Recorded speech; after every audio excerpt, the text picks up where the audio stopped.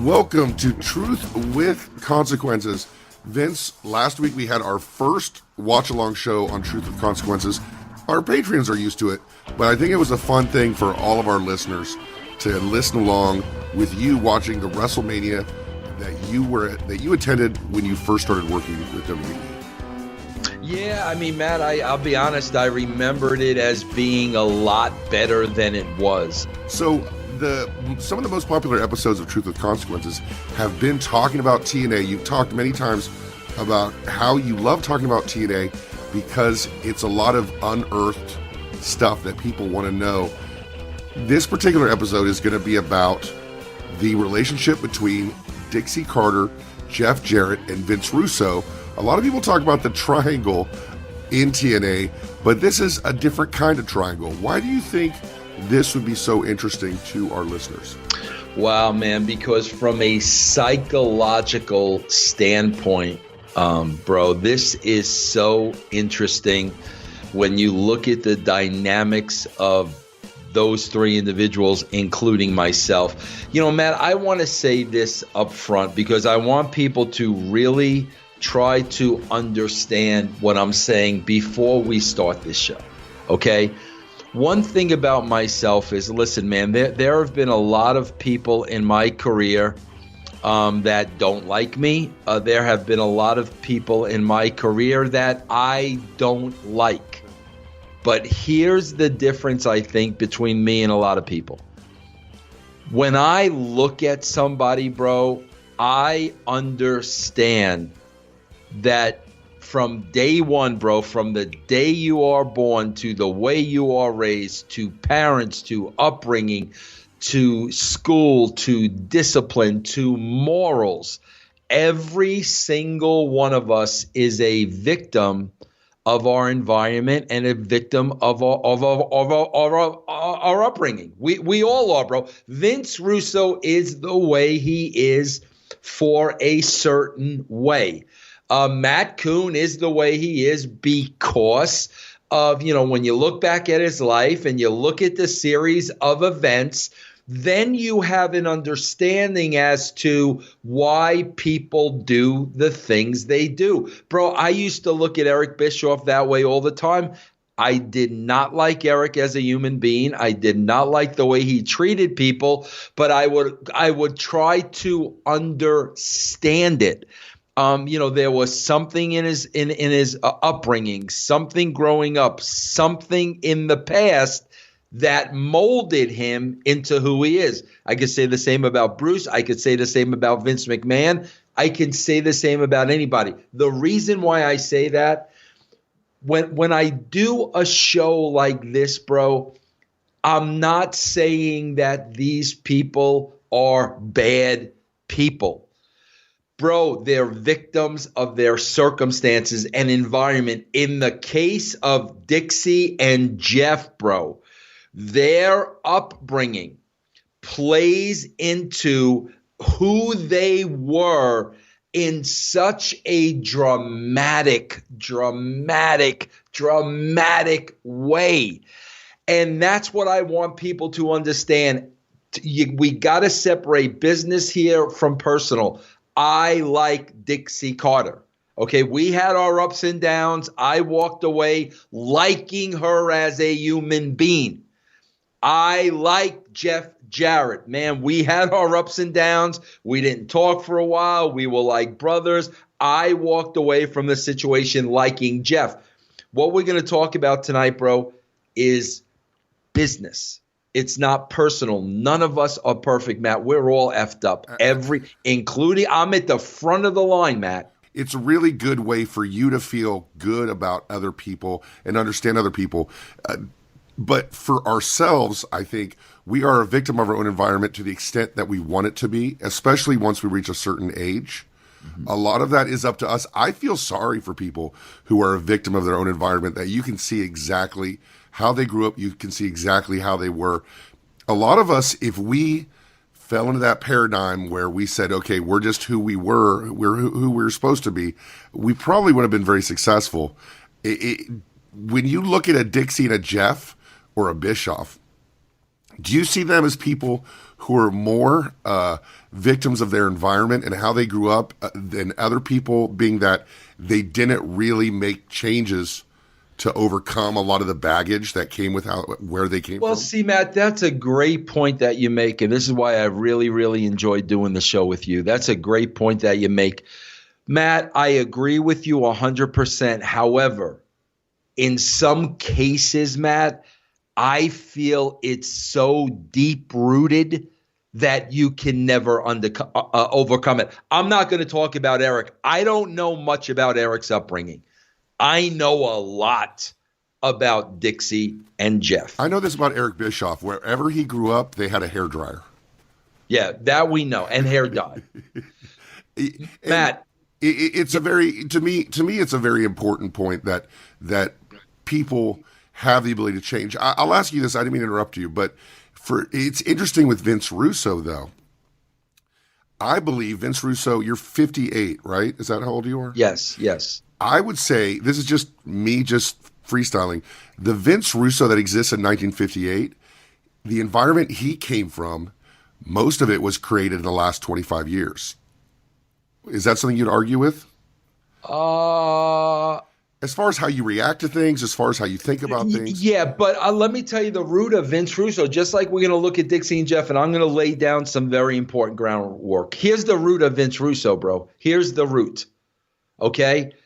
My father, 88 years old, still alive, the nicest human being I've ever known in my entire life, would do anything for anybody, bro. Bro, I never saw my father have an argument with anybody. I never saw my father raise his voice. You know, that goes back to his upbringing, and being like he had a big family. He was one of the youngest. It goes all the way back to that. Very strict Italian father, bro. My father's father, used to make my father at a very young age make his wine in the basement. And like my father was afraid of his dad, and that kind of set the tone for my father, really being a person that doesn't rock the boat, is going to do what he's told, is going to do the best job. But in growing up, Matt, I saw my father being taken advantage of. I saw my father stepped on. I saw my father not getting what he deserved, what he was entitled to, what he worked for. I saw my father being bypassed, when it came to work and all that stuff, because he was a nice guy. Now, with that as a model and loving my father as much as I do, my attitude was from day one, F you. You're not going to take advantage of me. You're not going to get over on me. You're not going to work me. Go F yourself. That's why I'm the way I am when it comes to that. Matt, I'm going to tell you something, and people can throw the sexist label at me all they want. We are talking hard truth now, okay? Matt, because my dad was the way he was, my mother dominated my father. Sure. And my whole life I saw this. My mother, bro, Matt, I'll never forget. Do you remember, bro, like when there weren't remote controls? Oh, yes, I do. Yes, I do. Okay. This is what I remember vividly. Okay. I remember us sitting around as a family watching TV. Your father was the remote control? What was that? Your father was the remote control? Exactly, bro. My mother would sit there and tell him, Jim, go change the channel. Jim, put on this. Jim, put on that. Bro, I remember my father like every week washing the floors on his hands and feet. Bro, my father doing the dishes after every dinner. Bro, my father coming home from work, handing my mother his paycheck, not even knowing what she was doing with it. She dominated my father. And bro, in the root of me, that really bothered me because I felt she was taking advantage of him. So I grew up with the roots, bro, of nobody's going to walk on me. Nobody's, F you, bro. You're not getting over on me. And I also grew up with, bro, I am going to be the head of my household. I am going to be the man. I am going to be the one making the decisions. My wife she's never going to have to worry about anything, security, roof over her head, nothing. But at the end of the day, as the man of the family, I am the leader and I am going to make the decisions. That's why I'm that way. Well, we'll get back on track, but I want to explore this just a second. For those of us who have, I don't want to use the word overcome, but reacted to how we grew up as opposed to being how we grew up. We can either be exactly the way we grew up and not even notice what was going on, or we react to it. For those of us, I believe there's a moment, and it's rare. It happens in childhood. When did you look around as a kid, and instead of going, well, this is the way life is, when did you look around and go, dude, this is fucked up. I don't want this for me? My father was so kind, bro, and so loving. And I saw him being taken advantage of, bro, every single day. Oh, it was constant. It was nonstop. It was at work. It was in the household, bro. So it wasn't a moment. It was like every single day. And I'm like, there's something in you that shifted, that had an awareness about it, where you as a kid, even instead of going, well, that's the way I want to be, you at some point you said, that's not what I want for myself. It was almost like, Matt, if we want to get into it, bro, it was almost like I was going to get revenge for the way my dad was treated. I mean, that's really almost what it was. Matt, I remember, bro, in my when I opened up my video store on Long Island, I had 2 video stores, and my dad worked with me, bro. And I remember we were at a VSDA convention, Video Software Dealers Association. It was a big thing. And every year in Vegas, bro, they would have a big show in Vegas. It was huge. It's when video was just booming. Bro, I remember we were online waiting to get somebody's autograph, and there was a booth, and this guy had hard candies in a bowl in the booth, the guy representing whatever booth there was. Sure. My father went over and took a hard candy from the bowl and then got back in line waiting for the autograph. Okay? Bro, this guy at the booth started cutting a promo on my father. And I could see my father kind of his shoulders slump and kind of cow. Bro, I almost killed this guy. I almost killed him with my bare hands. So my whole attitude, my entire life, bro, I really think was the payback for the way the nicest guy in the world, my dad, was treated. And F you, bro. You ain't getting over on me. You're not treating me like that. It's not going to happen. Bro, that's why you talk about it all the time, Matt, with jobs. When I start feeling you're effing me around it at WCW, you're effing me around at TNA, go F yourself. Okay, bro, I'm not going to be your slave. I'm not going to give to your every whim. I will walk away from this job and not know where my next paycheck is coming because you're not going to take advantage of me. That was the end of me at TNA. Dixie Carter took advantage of me one too many times. I didn't play the Eric political game. I didn't play the Bruce political game. Okay, bro? I was Vince Russo doing my job. She took advantage of me one too many times when I said, that's it. Go with your Bruce. Go with your Eric. You're not going to have me anymore. That's why I left. That's why I'm who I am.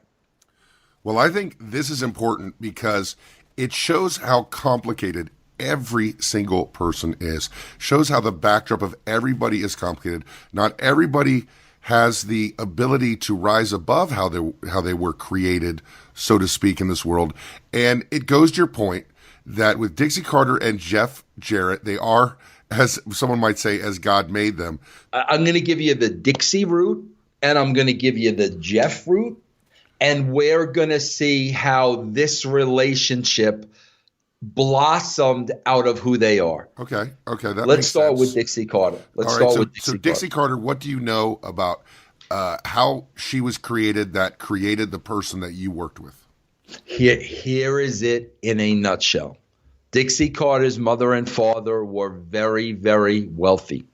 They ran an energy company, Panda Energy, in Texas. Okay, I think it was Dallas. I don't want to be I don't know. It was Texas. Okay, very successful. The dad was a mogul, and bro, who was running the company side by side with Dixie's dad?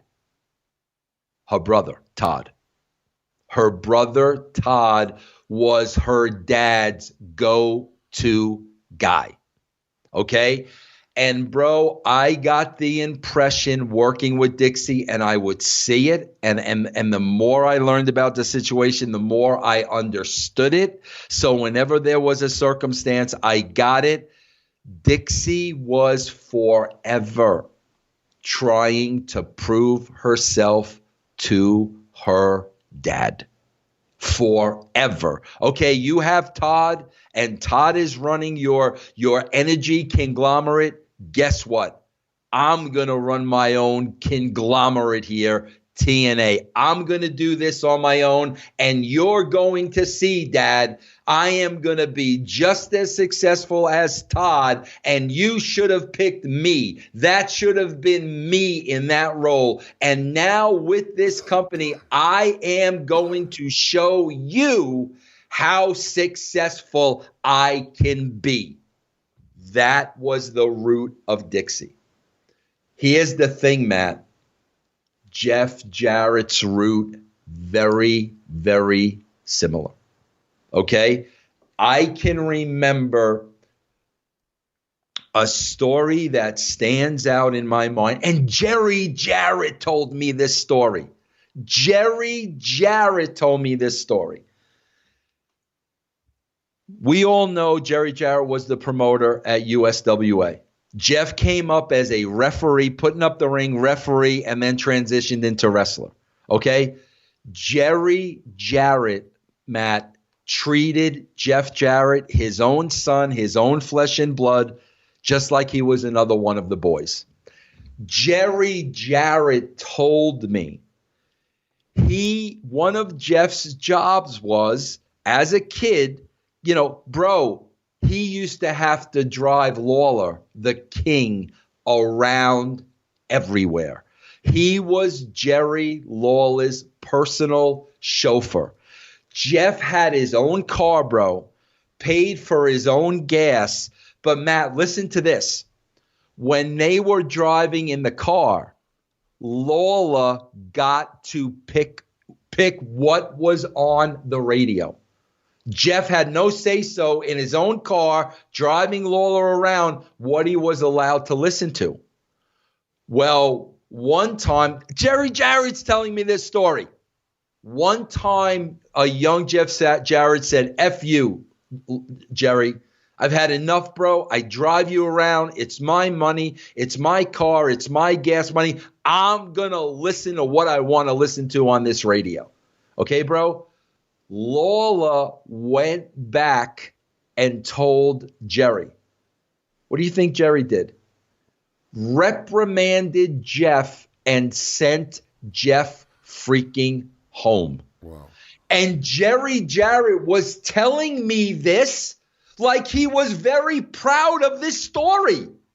And I'm sitting next to Jerry, bro. It was on a bus ride, and we were on our way to the arena in Florida. I remember like it was yesterday. And I'm sitting there, and I'm saying to myself, bro, that's your freaking son.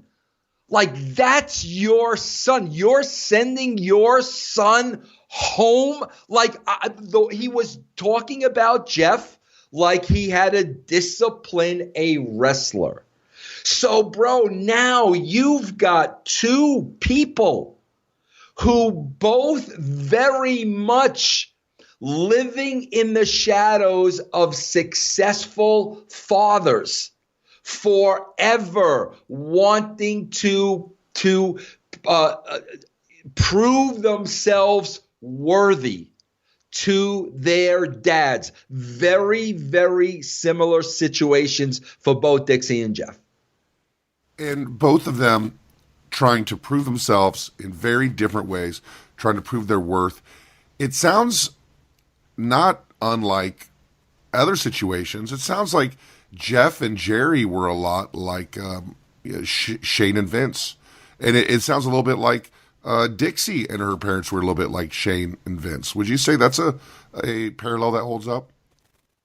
I would say it's a parallel that holds up, bro, but I would say that the dynamic was a little different. Bro, I will tell you this. I don't know. I have not worked with Shane in 20 years, but I could tell you this. When I was working with Shane did not become Vince. I can tell you that. Shane had a heart.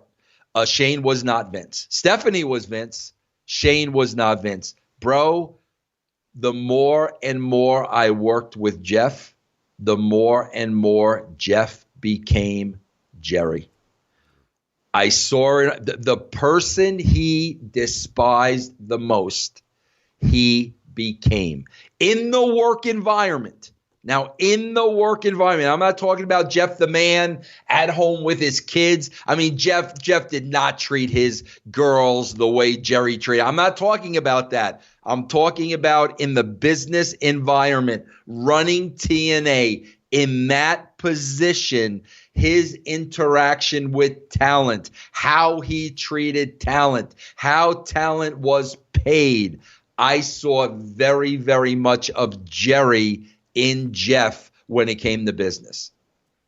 We've always heard about this Carter family. The Carter family's been involved with TNA from the very early days.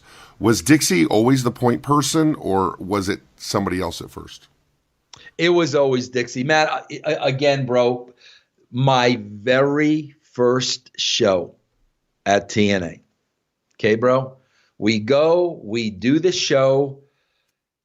And then, bro, somewhere along the line, Jeff had a little bit too much to drink. Matt, we all know Jeff had a history of having a little bit too much to drink. He's gone to rehab, bro. He's on this straight and narrow, which is great. He's got a job with the WWE. He's got a great role, but there was a very, very, very, very bad stretch with Jeff and alcohol. And I remember, bro, my very first night at TNA, I wound up at the end of the night with Jeff. I don't remember what happened through the course of the night, but he had too much to drink at that point. And I remember, bro, Jeff told me, bro, you got to understand, this is my first day on the job. I just called Stephanie McMahon and said, I no longer want to be a consultant for the WWE, Stephanie. I'm sorry. I'm going to work for Jeff. I'm going to work for TNA. Like literally days before. Right. Jeff had a little bit too much to drink now, and now Jeff drops the bomb on me that his money guy, Health South, pulled out. The second TNA show. And it was over. Bro, it was over before it started. Jeff didn't have a backer anymore, bro. That's the one thing about wrestlers, bro. They ain't going to put their own freaking money into it. Bro, I lost money in businesses I put money into. I did not get money from other people to open my businesses. It was Vince Russo's money, and I lost my money. Wrestlers won't do that, bro. They're not going to use and lose their own money. Okay, bro, they're going to find, I hate to say it, they're going to find a money mark, and they're going to lose that person's money. Well, it was over. Bro, it was over. Jeff's money was gone. It was over. He didn't know what he was going to do. Here I am, bro. This is the God honest truth, Matt. I'm just telling you, this is who I am. And I'm saying to myself, oh my God, I just turned down 6 figures with Vince to consult, and this thing is over. But Matt, my right hand to God, I was more concerned with Jeff than I was with my situation. So, of course, being the friend, Jeff will figure out a way. You'll get another backer or figure out a way. Okay, bro? Bro, literally days later, I'm at Jeff's house. My entire family went out to Jeff's house. We're spending the day with Jeff. And, Jill was healthy back then. And the kids and my kids and the whole 9 yards. And Jeff pulls me aside and he says, Vince, you're not going to believe what happened. And I said, what? He goes, Dixie Carter, who was doing promotion, bro, she was working for free. Dixie was doing free PR for TNA to prove herself to Jeff because she wanted the TNA account.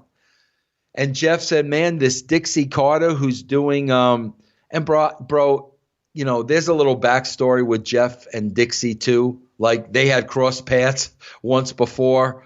They lived in the same apartment complex. Stuff has been alluded to. I can't deny or confirm because I don't know. But anyway, he said, Dixie Carter, do my PR. She was telling me about her father, her family. They're in oil. They have a boatload of money. And she says I should have a conversation with her father about funding TNA. Was it understood by a lot of people that there was maybe a romantic history with Jeff Jarrett and Dixie Carter? Is that what a lot of people assumed? No, I wouldn't say they assumed it, Matt. Nobody knew. Like nobody really, really knew. Nobody knew. I wouldn't say we assume. I did not assume it. I didn't assume it. I didn't know. Could there possibly have been one? Absolutely, without a doubt. Would I have ever asked Jeff? No, it was none of my business. Did I see or hear anything that would have told me it did indeed happen? No. But that's all I know about the situation.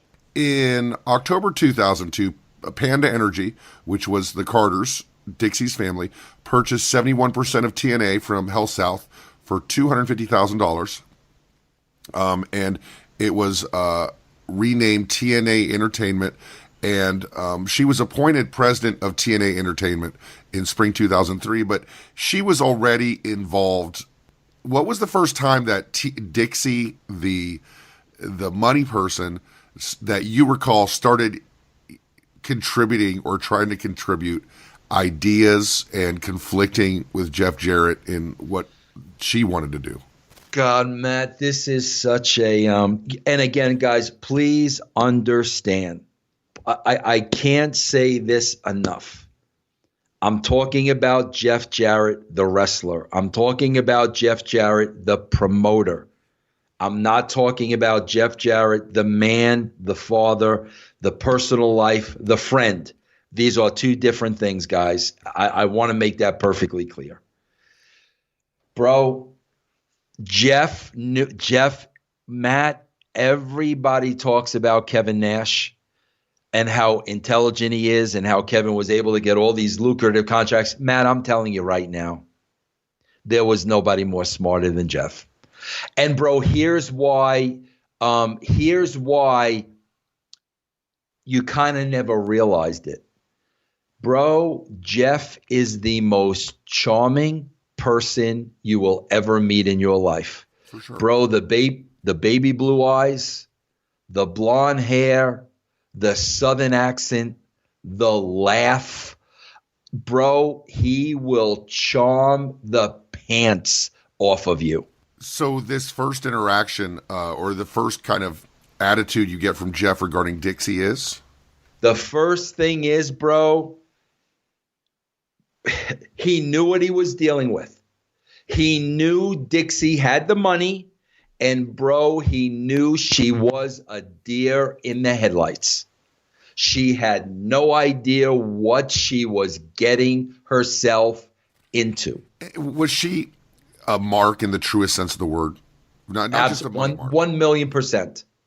And you know what, bro? Can I tell you she got around the something? boys, and she got all like, Yeah. Oh God, starstruck. I told you about the first encounter with Hogan. It had to be seen to believe. Now, bro, I got to be honest with you. If Dixie heard me say that, she'd probably be very, very, very upset with me. But she was, bro. And like, there's nothing wrong with that. Bro, if somebody told me tomorrow, okay, Vince, Kiss has decided that they're not going to retire after all, and they're going to go on for the next 10 years. And guess what, bro? They want you to manage the group. Do you think there's not going to be that period where I'm not going to mark out that I'm managing Kiss? Of course there's going to be that period. But then I'm going to learn, okay, bro, like the mark period is over. So, yes, bro, of course, at the beginning she wasn't. Anybody in that spot would have been. There's nothing wrong with that. Bro, we just did WrestleMania 10. When I started with the WWE, I was a mark. I'm around wrestlers for the first time. I'm in locker rooms. I'm talking with them. But, that's a little period. And then it becomes, okay, bro, this is my job. They are my peers. And it's a different ball game of it. How do you play into Dixie Carter's weaknesses? Do you just say, wow, you look really beautiful today, and you're really smart, and I'm glad you're on board. Here's what we need to do. You're smart. Write me a check. No, you use your wrestling knowledge against her. Okay, bro, you just read her the wrestling book over and over and over, and with your knowledge, you make her feel totally inadequate. You make her feel like, oh my God, I'll never get this knowledge. I'll never understand the business like him. I can't make a decision because it will be the wrong decision. I don't know anything about this business. Jeff knows everything. That's how it starts, bro. I know everything about this business. My dad was a promoter, my grandmother, yada, yada, yada, yada, making her feel so inferior and so afraid to even give an opinion. That's where it starts, bro. The intimidation factor. Can you give me an example of that? Oh my God, bro. Just every time she would make a suggestion, any time, bro, she would say anything wrestling related, Jeff would just knock it down. And he would knock it down in a way, not in a polite way, in a way where he would make her feel totally, totally, totally stupid. And bro, it could be the smallest things. He would not give into anything. Bro, I can remember me and Dutch Mantel. It was me, Dutch, and Jeff saying, bro, give her the shit that doesn't matter. Jeff, it doesn't matter if we do this or we do that. Bro, yeah, get the big things, Jeff. You want to put the belt on yourself, or you want to do this. Yeah, fight that fight. But, bro, you've got to give her the little shit. It's her money. She owns this company. Jeff, the little shit doesn't matter. Give her the little victories. Bro, that's how you work somebody, Matt. Like, literally, that's how you work somebody. Give them the little victories, but when it's important, bro, dig in. You're not getting this one. Matt, he gave her nothing. But nothing, and always made her feel so freaking ignorant. But there's another side of that, too, because Dixie Carter is the money. She's the point person with the money. She knows she doesn't know a lot about the wrestling industry. Another person might have said, okay, Jeff Jarrett, you know about wrestling. I'm not going to contribute. I'm not going to pretend I know about wrestling. Show me the fucking results. It's my money. Show me the results. Show me how your decisions are going to make me money. But it sounds like there's not one element of that in Dixie Carter. Matt, where did this conversation start? Right.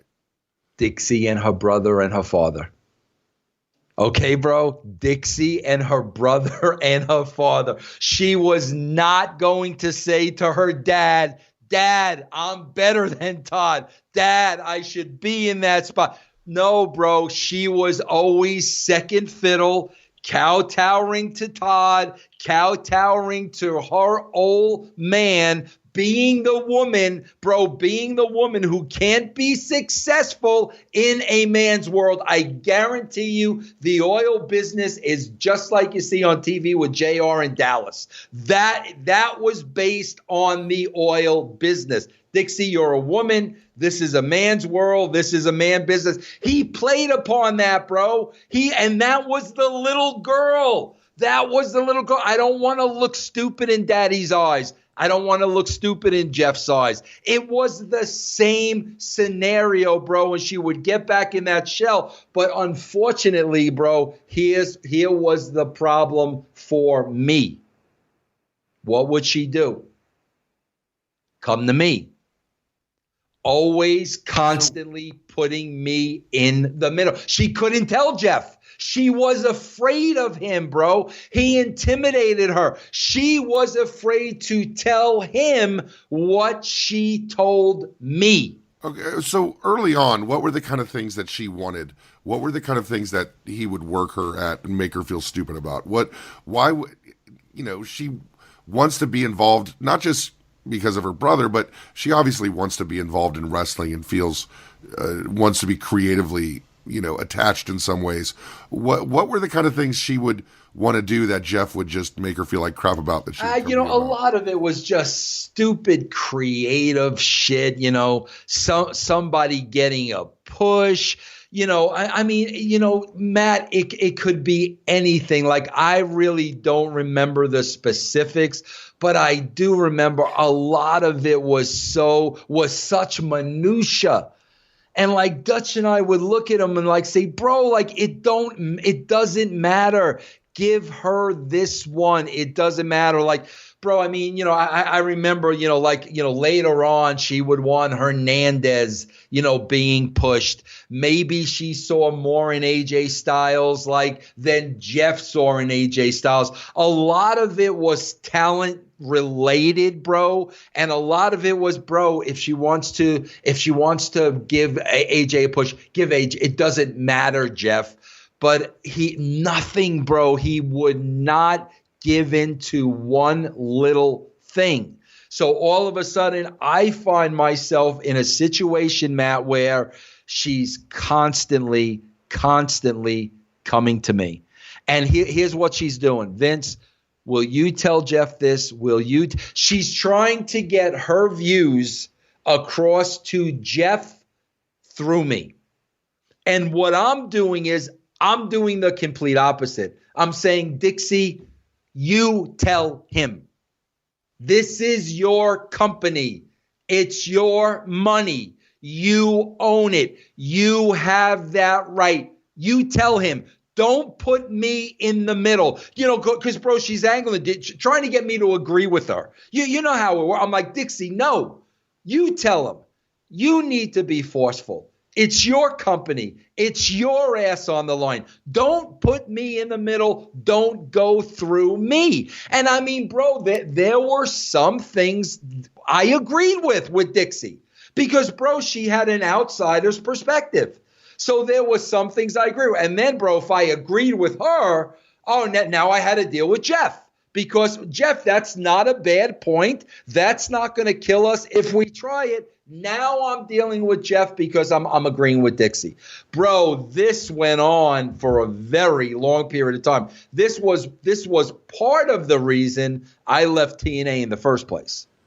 What was the day-to-day like with you, Dixie, and Jeff on a typical day? Well, bro, he tried to keep her at arm's length and, out of things like as much as he could. Was she there every day? No. When we met creatively, she was not there. So it was just the three of us meeting creatively, bro, and talking about things and whatnot.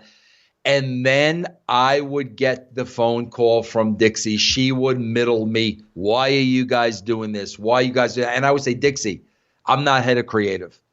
Ask Jeff why we're doing this. And here's one of the big things, Matt. She had a huge problem with him being the champion all the time. So with that being said, at this point, was she getting her opinions about this at this point from Keller and the Sheets? I know yes, you say later yes, on she was. yeah, absolutely. But from day one. Absolutely, 100%. She had no confidence, bro, because Jeff stripped her of all confidence, bro. Like he succeeded. So now in her mind, I'm going to go to an expert who knows. She would literally, bro, have conversations on the phone with Wade Keller and come back and pitch that stuff to us creatively. Now, you got to understand Jeff. Jeff knows Dixie is not involved enough in wrestling and doesn't have the knowledge and the understanding in wrestling enough to come up with this stuff. So now Jeff knows, okay, she's talking to somebody. Wasn't there ever a conversation like, you're the money, you're not involved in this? Or was it that Jeff had to make her feel involved to keep the money coming? Yeah, it was definitely that, bro. He was in a tough situation because he had to work her to keep the money going, but yet he wanted her to have nothing to do with the company. Like, it's like, bro, are you kidding me? Like, you can't take this woman's money and then expect her to have nothing to do with the company, and you're going to make every decision. That's ridiculous, bro. The notion of that is insanity, but he tried, bro. He really did try. And, bro, keep in mind, Matt, a lot of this, too, is talent. Who do we hire? What do they get paid? That was a level beyond me because I didn't get involved in that shit. I was involved creatively. But now on the business aspect, that's a whole different animal. So with these creative meetings, with her coming to you, did you ever get to a point where you said, Dixie, why don't you just let the wrestling people run it? Or was that never even a possibility? No, Matt, because I didn't feel that way. It was her money. Like, it was her money. And Matt, you got to understand, like, I know, like, in wrestling, bro, and this is where I'm different. And Matt, you know how we talk about a victim of your environment? Sure. Matt, maybe this comes into play where I had my own businesses. I lost money. They went out of business. I lost my money. Maybe that's why I was sensitive to Dixie. And maybe that's why I would say, it's your money. This is your baby. This is your company. And knowing on the other side, as far as Jeff is concerned, she's the money mark. I'm going to ride this as long as I can, get a paycheck as long as it can, and when the run runs dry, oh well, Dixie's shit out of luck, I'll go work indies. In the early years of TNA, we had Jeff Jarrett on top, and unquestionably AJ Styles is a breakout star. There was someone else who was there who had a lot of conflict with Jeff Jarrett. What was Dixie's standpoint on Raven and where Raven should be at this early time? Oh, God.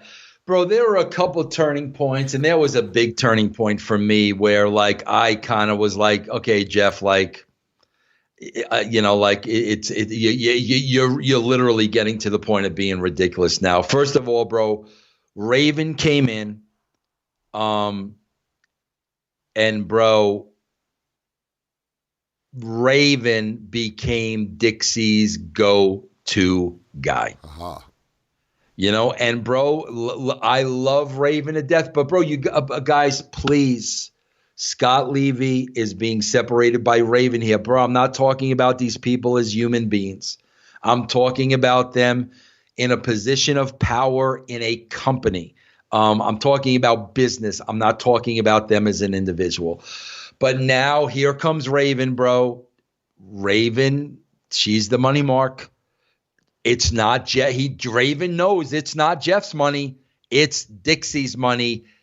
Dixie's the one whose good side I have to get on. As long as I'm in favor with Dixie, I'm going to have a job. It's Dixie's money. It's not Jeff's money. So Raven became Dixie's go-to guy.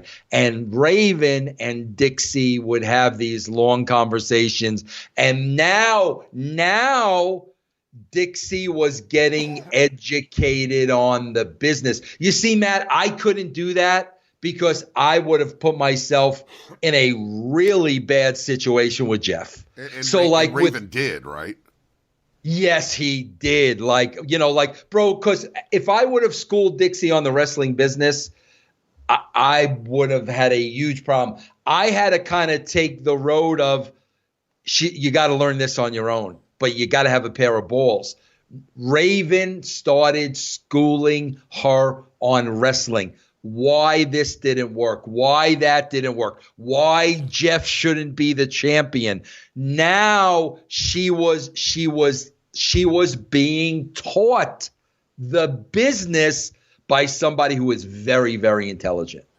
June 1st, 2006, you're brought back to TNA. What were those conversations like that brought you back? What brought you back? Jeff's wife was dying, man. That's it. That's it, Matt. I mean, Matt, I knew when I went back, nothing was going to change. I knew it was the same old, same old.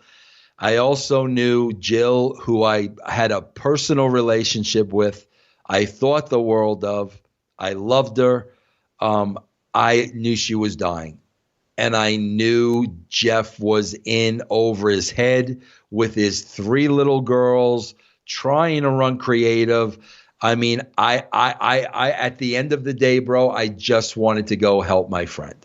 What was the relationship like with Jeff and Dixie at the time? Was Jeff at home and not there at all?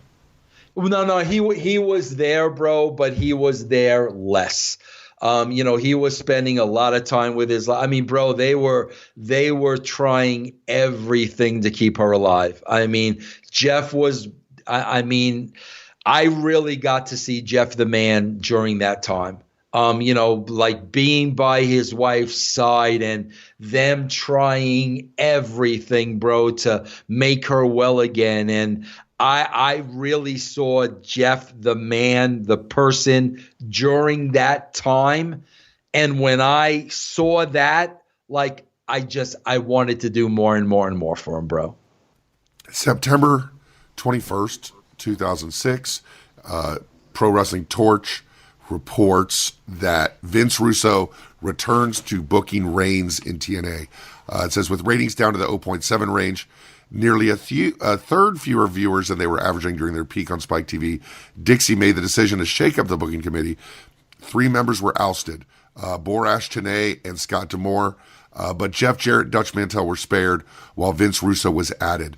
Russo is booked for TNA before, but gained most of his acclaim as a head writer for WWF during Raw's late 90s boom period, and then he says some terrible things about your WCW years.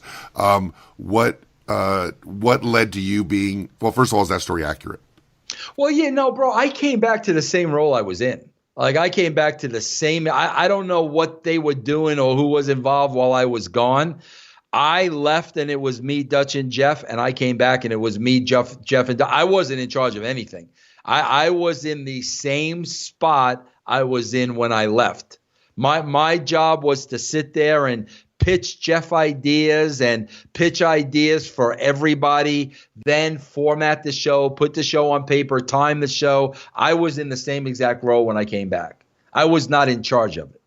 So at this exact same time, you're at the head of the booking committee, or the head of creative. What is you and Dixie and Jeff at now? Have you guys reached a point where you could work together? Things are Nah, bro. The only thing is Jeff's wife's dying. You know what I'm saying, bro? So like, it's a little more gloves off. You know what I mean, bro? I mean, you know, it's all there.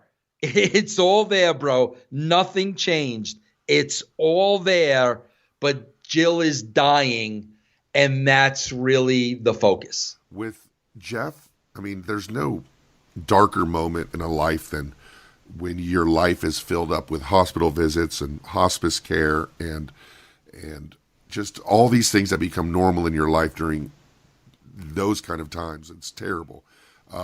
Was Jeff around a lot less during these times? Not really, bro, because we would book at his house. You see what I'm saying? So we would go to his house while Jill was being taken care of in the house.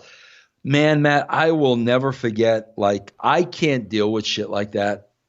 I can't deal with death.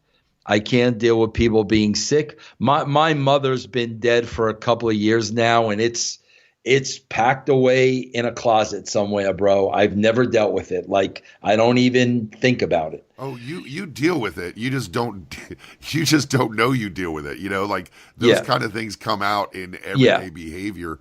Did Jeff did Jeff do less TV tapings, or was he still a trooper as far as doing? He was a trooper. The only thing he did, bro, was he brought in Abyss creatively. So, you know, Chris, would sit in with us creatively, and he kind of filled that void a little bit, especially with agenting and laying out matches. He kind of filled that void a little bit when Jeff was going through that time. And he was not whiny. Oh God, bro! Don't get me in trouble with him. He was not whiny. No, he was not. But he could not separate. He could not separate being one of the boys to booking. He had trouble doing that? Oh, okay. He couldn't do it, bro. He couldn't do it. This same exact issue of The Torch in September of 2006, the report is in.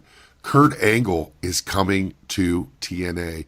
What a huge deal. Now, there was criticism on TNA at the time that they're bringing in a guy who shouldn't be working, that he's got issues, that he's injured, that he's got addiction issues. But at the same time, it was almost presented to TNA fans as Kurt, and a lot of us saw it, Kurt Angle was going to solve a lot of the problems for TNA because he still had a lot of career left. He was a big name, and maybe his potential hadn't even been reached yet. What was the overall attitude about bringing in Kurt Angle? Oh, no, bro. Everybody was excited about it. I had never met Kurt before, so I got on the phone with him, and we had a good, long talk. Seemed like a great guy. Met him. He was a great guy. Matt, the one thing I'll never forget is when I sat down with him to do our first promos for WWE. They were of the serious nature about, you know, what happened at WWF and this, that, and the other thing. And, bro, I'll never forget this because I never experienced this before, ever. He was cutting promos and shaking like this, nonstop. Yeah. Could not control it. Could not control. So, Matt, you got to understand something, and I've said this before. Bro, I've never taken pills. I've never been addicted to pills.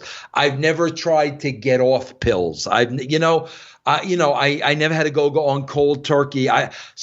Bro, I don't know what's going on. I know, holy shit, this guy is having I'm thinking, bro, what do they call it when somebody's getting off something? What do they call that? Withdrawals. Yes, that's what I'm thinking. Like, that was my knee jerk. Shit, bro, he's trying to get off of whatever he was on, and he is going through, bro. He was shaking uncontrollably. And, bro, like I said, I mean, my human instinct was, like, I was scared to death for this guy. Like, I didn't know what I was seeing. I didn't know what I was going through. I wasn't thinking about the promo or business. I was just like, holy shit. Like, I hope this guy's okay. With the Kurt Angle acquisition, it sounds like Jeff Jarrett, Dixie Carter, and Vince Russo were all on the same page. Well, I would say so. But again, Matt, like I said, it's a whole other level of what are they paying him? You know what I'm saying? What is he asking for? Right. What does Jeff think he should be getting based on what he's getting paid? So like that's a whole other level above creative that like I don't want nothing to do with. Kurt Angle comes to TNA, and this relates, of course, because he's married to Karen Angle. They both come to TNA, and Karen Angle was actually on screen in 2007, less than a year later of Kurt Angle's signing. What was your first meeting like with Karen, and what was the decision to put her on screen? Bro, it was 1,000%. Kurt, before Karen was ever on screen, Kurt called me.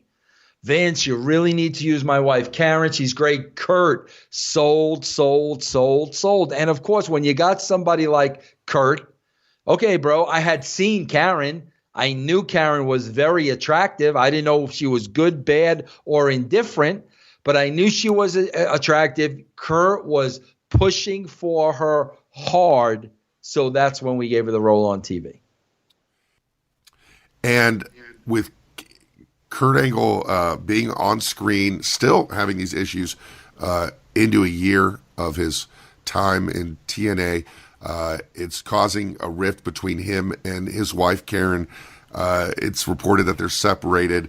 But in this time also, that's when we find out, that's when Kurt starts to suspect that there's something between Jeff Jarrett and Karen Angle, and the first you hear about, as we talked about on a previous episode, was Jeff Jarrett coming to you. Was that the first you heard about it, or you heard rumors before that? Here's an exclusive for TWC. I've never told this story before. Okay? We were at Jeff's house one day for a creative meeting. Okay? And Jeff says, Vince, come outside. I need to talk to you about something. And he wanted to talk to me away from Dutch. And Jeff and Dutch were always very close. And I'm like, well, this must be something. That's weird. You know what I mean? Right. That's weird, right? Yeah, weird. So I go outside with him. And I'll never forget this, bro. He tells me that him and Karen were downstairs at the bar. Bro, we used to stay at the DoubleTree Hotel. Okay, bro. Jeff would shut the hotel bar down. Okay. After the show, Kurt Angle would go to his room and go to bed. Okay, bro. Karen would go down to the bar and be at the bar while Kurt's in his room sleeping. And she can be the life of the party. I've seen it. Is that accurate? Yes. Yeah. And so could Jeff. Jeff is the life of the party. Jeff was the life of the party. So, bro, I'll never forget. Jeff said to me, yeah, Vince, the last TV, whatever, we were down at the hotel bar and something happened, but Karen Angle made the comment to Jeff in front of a number of people where, and this is Jeff telling me this, where she said, and I quote, do you think I wouldn't want to F the pants off of Jeff Jarrett if I had the opportunity to? Now, bro, here's what I'm saying to myself now is he's telling me this. I'm saying to myself, okay, well, the first problem you got, Karen, is you're still married to Kurt. Like, that's problem number one. But, Matt, here was the big red flag for me. When Jeff was telling me that, he was telling me that in a way where he was very intrigued and flattered.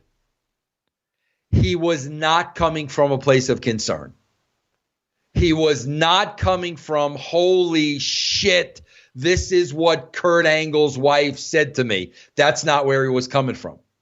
He was coming from like he got a rise out of her saying that. And bro, I'm telling you, the way he told me that, I was like, this is not like, You were like, this. I could tell Jeff got off on her saying that. you're like, this shit's gonna go down. That's what's Oh, happening. bro, I knew it. Freaking Kurt going to bed. Those two down at the bar drinking, getting sauced. I'm like, bro, like, this is not going to be good. Well, it did happen with Karen Angle and Jeff Jarrett, and it happened to a point where people started to know. You told the story of Jeff Jarrett having a booking meeting at his house and Karen Angle basically playing house at the house. No, it was a party. They were hosting a party together, and he invited Dixie. Right, but there was also and Dixie asked him straight up at one point, and I believe he denied it. The shit really hit the fan when on the Bubba the Love Sponge radio show, an anonymous TNA employee called in the show and talked about it. And that's when it kind of got in the, outer reaches outside of TNA. And Dixie then, according to what's written here, Dixie then confronts Jeff, finds out the truth, and Jeff's gone. Is that about right? I see it a little different way, and I don't know all the facts. First of all, that's the first time I'm hearing that about that employee. I did not know about the Bubba the Love Sponge or any of that stuff. Okay? Bro, here's what made it really bad. Jeff's freaking lying. He's just denying it. Okay, bro? And Dixie, and here's what's going on. Kurt's telling Dixie he's boning my wife. And Kurt's pissed off. He wants to leave the company. He's pissed off. Dixie now, Kurt, I can't believe that about Jeff, blah, blah, blah, blah, blah. Dixie now goes to Jeff. Jeff reassures Dixie he's not. Dixie now tells Kurt this. So now Dixie in turn is lying to Jeff. To Kurt. But see, that's what made it bad, bro. Jeff's lying to Dixie. Dixie believes Jeff. So now Dixie's going to Kurt saying, Kurt, it's all in your head. He's not doing anything. It's not happening. Bro, Kurt knows. He's a wrestler. He's smart. He's seen this before. He knows what's going on. Dixie's believing Jeff, bro. Meanwhile, Jeff's drinking buddies, that inner group, bro, everybody knew what was going on but Dixie. Everybody knew but Dixie. I did not know for sure, bro, because I was not a part of that scene. I don't drink at the bar. I don't hang out at the bar. I go to my freaking room and I go to sleep. So the shit hit the fan when she went to that party, and it was pretty much in the open that Jeff and Karen were together. What were the conversations you had with Dixie about that? Oh, bro, she called me after that party and reamed me out. How could I not tell her? I knew. I made her look like an ass. Nobody will ever respect her again. And I said, Dixie, I did not know. It's none of my business. I never asked Jeff. It wasn't in my place. I did not know. I had no idea. I don't know whether she believed me or not, but Matt, I did not know. And what about how she felt about Jeff Jarrett lying to her? And yeah, I think that was the worst thing, bro. I really think that was the worst thing, Jeff lying to her, because she in turn was telling Kurt nothing's going on. I think that was the biggest. I think that was the biggest knife to Dixie, just the fact that he lied to her. Was this maybe a last straw in a sense too, where if the relationship was perfect before this, do you think Dixie would have sent Jeff home? If this had happened with Karen? Yeah, let's say this still happened, but the relationship between Dixie and Jeff had always been fantastic. Oh yeah, no, yeah, I think the outcome would have been different. Like this was her excuse, and now she was in the right to send Jeff home. Now she had a reason to send Jeff home, and nobody could say, "Oh, it's just because you don't get along or it's a power struggle." Now she had a legitimate reason to send him home. As the owner of the company, you lied to me and you put my company in jeopardy. She had a 100% bona fide reason to send him home. That it would have been the equivalent of me lying to Vince McMahon. Dixie Carter comes to you and she says, Jeff's out. Were you surprised that she took such action? No, no, not at all. Not at all. Bro, there was nothing else she could do. And like I said, bro, the thing that crushed her is getting lied to and then her lying to Kurt. No, I would have done the same thing. What if Dixie Carter had come to Jeff Jarrett and asked him about this, and he goes, "It's true, and I'm trying to figure it out. I know I messed up, but it's complicated. Give me some time." Bro, Matt, it's like, God, it's like, Dixie, unfortunately, Karen and I are in love. We didn't plan for it to happen. We didn't mean for it to happen, but here's where we are. I need some advice. How do you want me to handle this? That's all, bro. That's all. I mean, seriously, like bro, I'll never forget what China said to me before she passed away, and I'll never forget this. She said to me, Vince, Stephanie and Hunter fell in love. They fell in love, bro. It happened. There's nothing I could do about that. It happened. But it was the way it was handled. Okay? Love is love, bro. It's going to happen. But you can handle it the right way, or you could handle it the wrong way, bro. That being the end at that time of the Jeff Jarrett, Dixie Carter, Vince Russo relationship again, how at that time would you have described the history of that triangle? Like, would you have said, hey, we didn't necessarily always get along, but we created some magic? Or would you say, dude, it was a shit show? How would you describe that triangle of Russo, Dixie, and Jeff? At that point? Yeah. Bro, I was in a no-win situation because here's the bottom line. Jeff, you were wrong, bro. Okay, bro, you fall in love with Karen Angle, that's fine. Shit happens, bro. I don't hold that against you. Whether or not Karen and Kurt were separated together, doesn't matter. You guys fell in love, obviously. You went on to get married. Shit happens, bro. That stuff happens. Okay, bro? You lied about it. Okay, you didn't tell the truth. You weren't honest. You handled it the wrong way. You got caught. You got sent home.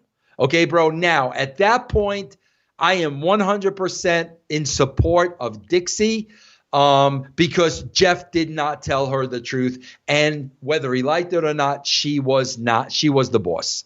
Okay, bro? So what am I going to do now? Am I going to quit the company because Dixie sent my friend home and had every right to? No, bro, I'm not going to do that. In my eyes, from a business standpoint, Dixie was not in the wrong. But do you think Jeff's not going to hold that against me?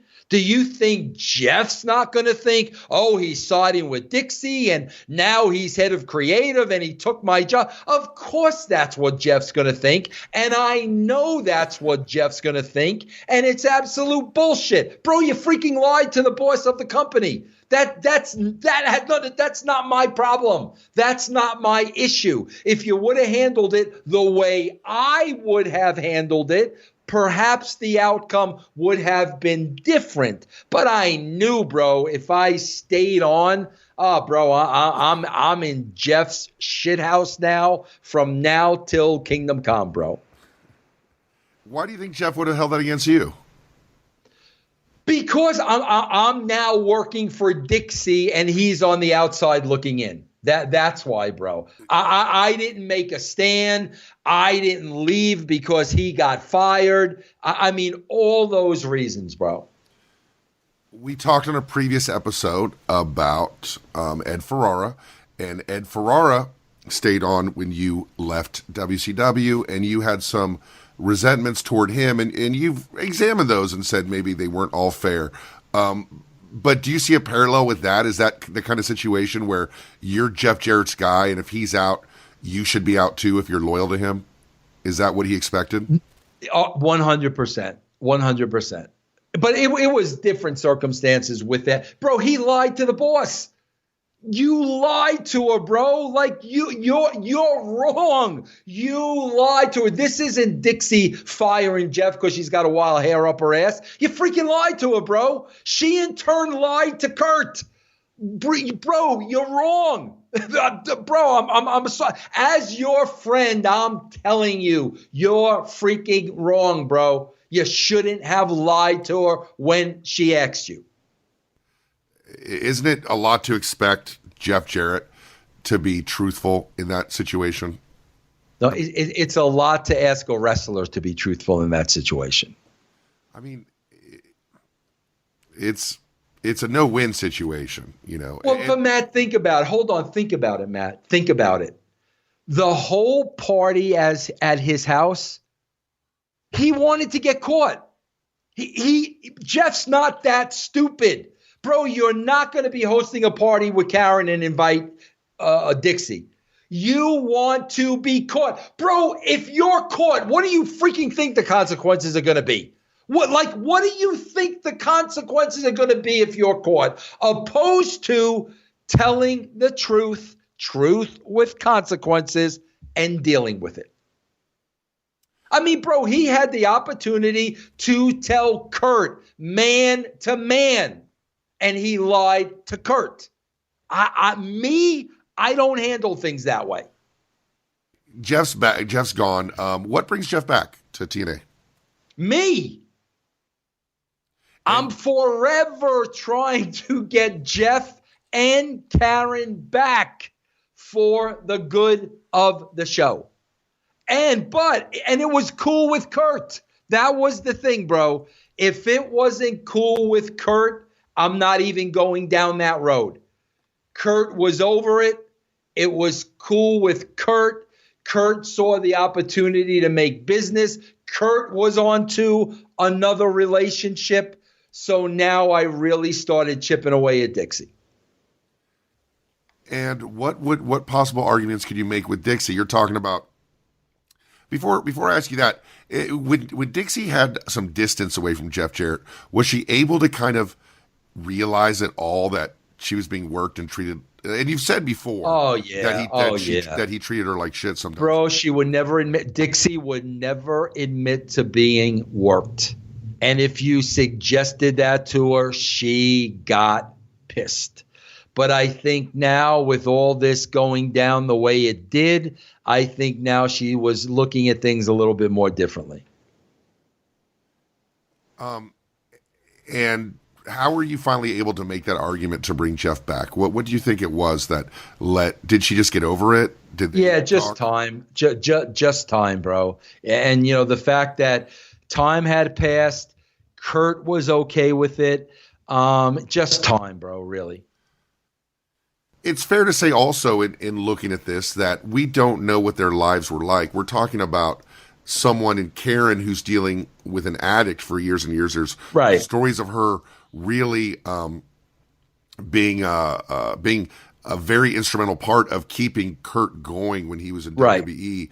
So it might have been like, you know, they both were just ready to move on. No, and no, bro, all that is understandable. I mean, all of it is understandable. Stuff happens, all of it. But it's like, bro, at the end of the day, you just got to tell the truth. Like, you got to tell the truth. And that was the pitfall, bro.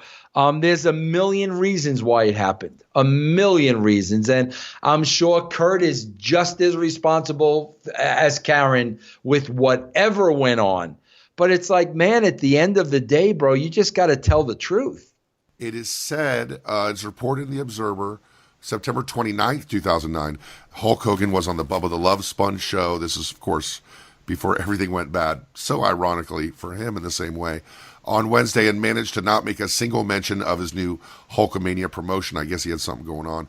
They spent the entire time ranting about Dixie Carter and Vince Russo. Dixie has barred guests from Bubba's show. It's kind of funny, this all began when a mystery person called in.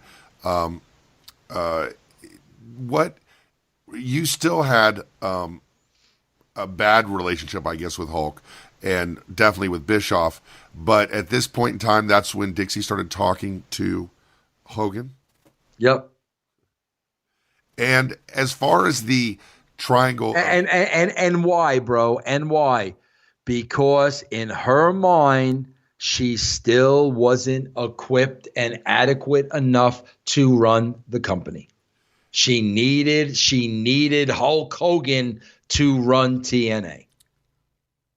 At what point in TNA did you have the most unfettered reign creatively? That was it, bro, for maybe 6 weeks. That's it. So you never really got a chance to kind of do your own thing unfettered by no Jeff Jarrett and no. Hulk and all those people. No, 6 weeks maybe. I think it was me and Matt for about 6 to 8 weeks. That's it. That is it. And is that pretty much the end of the Dixie, Jeff Jarrett, Russo saga? Because it never really was the same after that, was it? No, it never really was the same, because basically when Jeff came back, he was just a wrestler on the roster. I tried to involve him more with decision making, with his opinions and with his thoughts, and freaking Eric just obliviated him every time. And of course, Jeff blamed me for that. And of course, Dixie is, at the time, as we covered before, very enamored with Hogan, and yes. Bischoff is his consigliere, yes. So she's just doing with Jarrett coming back, and Jarrett and Dixie once having this close working relationship, and now he's another wrestler on the roster. What was her attitude about Jeff when he came back? Yeah, through the end of their working together. What was their relationship back? Bro, he really was just another wrestler on the card, but she still wanted to hear his opinion.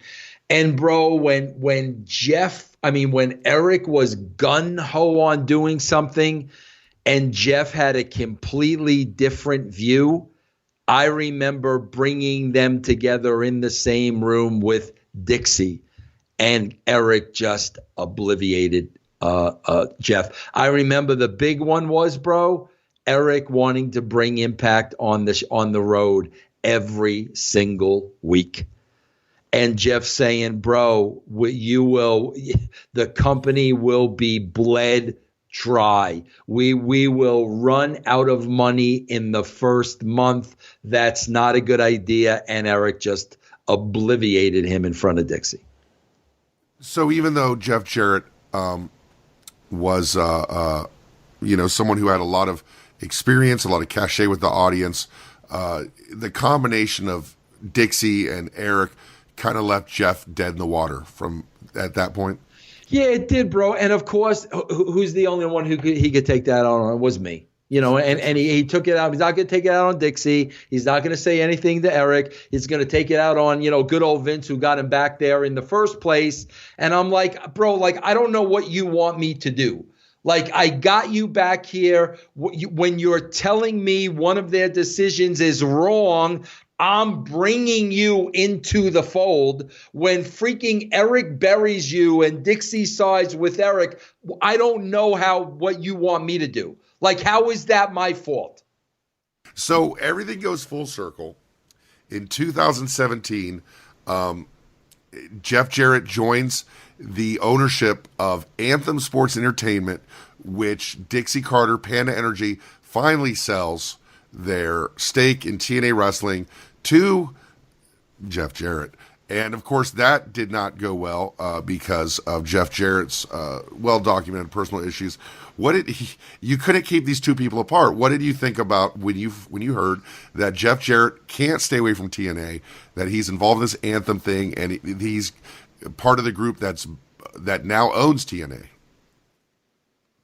What was the downfall of that again? I don't even remember how did that go awry? Jeff's issues with the. Oh yeah, okay, all right. Yeah. And so they said, okay, well, he's out, and then. Matt, that's the thing with me. Like I'm removed from wrestling, so like when I see stuff like that, I'm like, bro, it's such wrestling bullshit. It's such wrestler bullshit. It's such a work. It's such a con. It's such bullshit, bro. Like, and I just, like I said, bro, I see that stuff from a mile away. Like, I know the players, I know the game, and it's like, no. So, bro, did it surprise me? Absolutely not. Because it's almost like he can't stay away. The timeline works a little bit like this, just to put a bow on this episode. It's a fascinating story. It's a different kind of podcast. I don't know that I've heard a podcast episode like this one, and I hope everybody enjoys it. Make sure to check us out, on Twitter at RussoCoon TWC. Also, make sure to visit Russo's brand. We talked about it a little bit earlier, but what is going on Russo's brand these days, Vince? Well, yeah, Russo's brand, guys. We do 10 shows a week for less than $1 a week. We got Castrating the Marks, bro, where I call the dirt sheet writers out every single week. We do a Raw SmackDown review with Ben Hameen and, of course, the great Stevie Richards. Lions, Tigers, Bears, Disco Inferno. Big Vito LaGrasso is back in the fold on the brand. Bro, there's a new name coming, bro. There's one of my favorite people in the business is going to be a part of the brand starting in May. Guys, you get all this for less than $1 a week. No long-term commitment. You can opt out at any time. Check it out, russosbrand.com. Also, check me out on Twitch, twitch.tv/VinceRussoLive. And you can also check out my podcast at Total Engagement when Audio Boom fixes it. Right now, if you subscribe to it, you get Ryback's podcast, but I'm not sure. I'm just trying not to go insane with that. Vince, why are you being so coy about this new person joining? You're kind of excited. When are you going to announce? Well, because the person's officially supposed to come on the middle of May. So we're 6 weeks away. Bro, like I just know wrestling. And in 6 weeks, like a lot of things can happen. So I don't want to announce something and then something happens and it doesn't happen. I mean, they have committed. It's a done deal, but we're still a little bit too far away from my comfort. God forbid something like that happens. Like if Jarrett hits Hogan with a chair shot and nothing becomes of it, Yeah, exactly. Yes. So everything comes full circle to bring this episode to a close. Jarrett rejoins Impact in January 5th, 2017. And then they Impact bought Global Force Wrestling in June. And then in September, it was announced Jarrett was taking an indefinite leave of absence from Global Force Wrestling. On October 3rd, Impact Wrestling confirmed the termination of its relationship with Jeff Jarrett and his company Global Force Entertainment, Inc. So, October 23rd, 2017, no Jeff Jarrett, no Dixie Carter. What is the story? What is the postscript, the epilogue to Vince Russo, Dixie Carter, Jeff Jarrett? Bro, it always comes down to, guys, it comes down to the name of this show. Truth with Consequences, bro. Wrestling is a con game. It is filled with liars and manipulators. It's a work. Everybody's looking to benefit themselves at the expense of others. It's the way the wrestling business was set up. Wrestling business was set up with independent contractors. There is no we, there is no team. It's every man for themselves.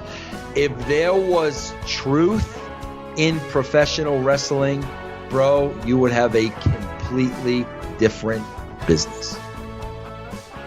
And we will find out more next week on Truth with Consequences.